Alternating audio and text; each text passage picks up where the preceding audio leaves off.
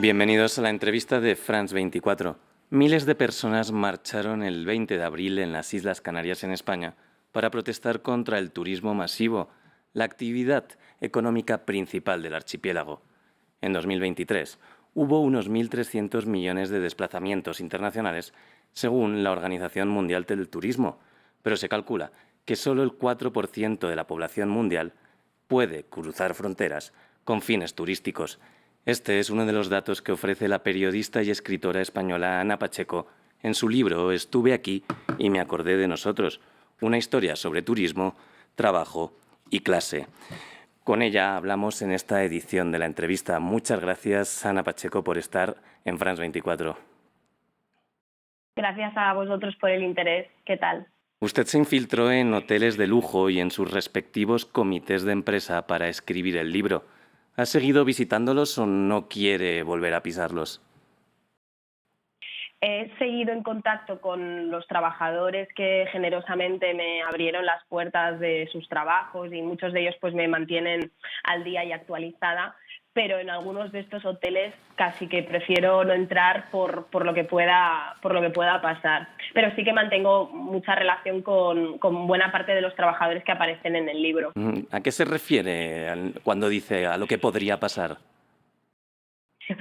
En algunas de las reuniones con las directivas de estos hoteles de lujo, concretamente de Barcelona, me infiltré de alguna manera. Para algunos de estos directivos yo era una especie de asesora sindical, para algunos otros, por ejemplo, en la cena de Navidad o en algún evento corporativo, era simplemente una persona que pasaba por ahí y eso, de forma compinchada con los trabajadores, pude incorporarme a estas reuniones, a estos eventos, para entender algo de esa cultura de empresa. De modo que la directiva, como no lo sabía o no sabía exactamente lo que estaba haciendo, quizá ahora mismo no sería muy bien recibida. Más allá de estos hoteles, su ensayo también es una dura crítica contra todo lo que rodea el turismo. ¿Usted personalmente ha dejado de viajar o ha cambiado la forma en la que viaja? Sí, realmente esto es una reflexión que yo he venido haciendo en los últimos años. Yo creo que el libro captura un poco o es el resultado de años de investigación, pero precisamente más que de una investigación teórica, parte de una incomodidad práctica, ¿no? De cómo el libro empieza con un relato familiar, que es un crucero que hice con mi familia cuando yo era una adolescente, y de hecho, pues eso, la incomodidad de ciertas prácticas turísticas que yo había podido tener en otros países me lleva también a reflexionar el tipo de ocio que yo estoy haciendo. Y creo que es una incomodidad que tiene que ver con las propias ciudades, ¿no? En Barcelona, por ejemplo, con una presión turística altísima que va en aumento en los últimos años y con una incidencia directa en los precios del alquiler, en el sistema o en el ecosistema que vivimos, ¿no? En los precios, en los locales, en los comercios, ¿no? Ha cambiado todo.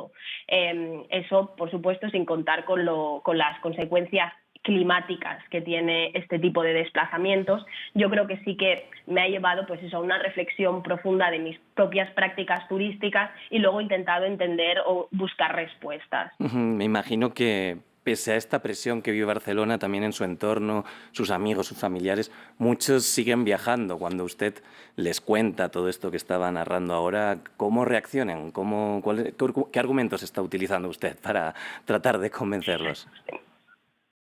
Sí, yo he de decir que no quiero ser evangelizadora de nada y es una de las cosas que tenía muy claras con el ensayo, y es que yo no me quería erigir como la nueva Dalí, ¿no?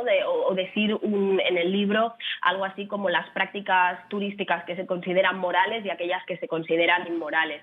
Sobre todo porque creo que en buena parte de esta crítica también hay veces un cierto elitismo, ¿no? Piensa que durante mucho tiempo también se decía, no, este turismo de masas barato es el que destruye, ¿no? el medio ambiente y los lugares, ¿no? Lo que hay que tender pues es a un tipo de desplazamientos pues más naturales, sostenibles. Incluso recuerdo la mítica plataforma Airbnb, en su momento se vendía como esa forma de viajar para distinguirse del vulgar turista, ¿no? Es decir, esta diferencia entre el viajero y el turista, que en el fondo era otra forma de capturar, bajo lógicas capitalistas, otro tipo de viaje que en el fondo era el mismo viaje, ¿no? Así que yo en este sentido sí que tengo mucho cuidado, no quiero tanto fijarme en actitudes individuales de lo que hacen la gente cuando viaja, porque creo, y esto lo explico un poco en el ensayo, que viajamos porque también necesitamos este tipo de descanso, o se nos ha explicado que este tipo de descanso es el único válido o el que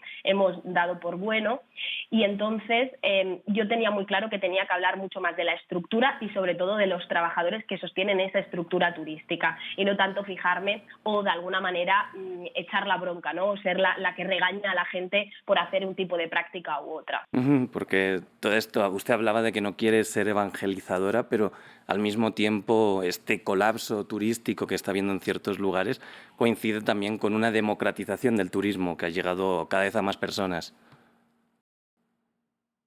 Y eso yo lo tengo muy presente, es decir, uno de los motores para hacer este libro era que precisamente no podemos permitir que las utopías turísticas se hagan de forma natural, porque si se hacen de forma natural, quienes van a regir este tipo de prácticas pues van a ser, como siempre ha sido, el mercado.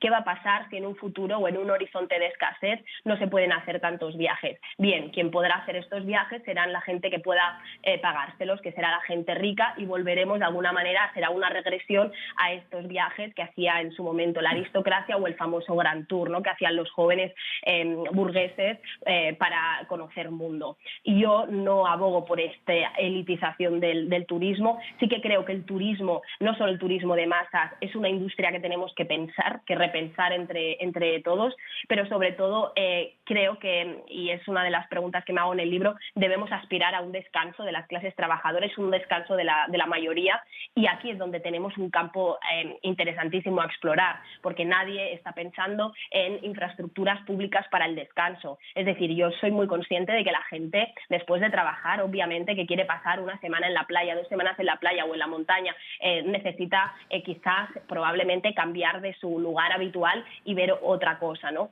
Pero yo lo que sí que me fijo es que el turismo se ha venido convirtiendo sobre todo pues eso, en los últimos años, en una acumulación de experiencias, ¿no? En esta cultura del check, de tengo que visitarlo todo en 3 días, y sobre todo que este estilo de vida a quien estaban beneficiando es a unos pocos, ¿no? Y yo intento impugnar un poco esta idea de como mínimo del turismo que entendemos ahora, pero yo sí creo que, sobre todo más que otro turismo posible, creo que sí que hay otro descanso posible, y eso es lo que yo creo que tenemos que pensar.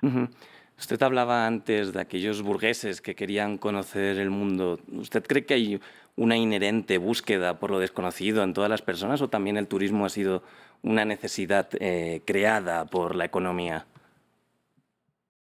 Yo creo que una parte de una naturaleza curiosa la tenemos todos, y creo que es algo probablemente que nos hace humanos, ¿no?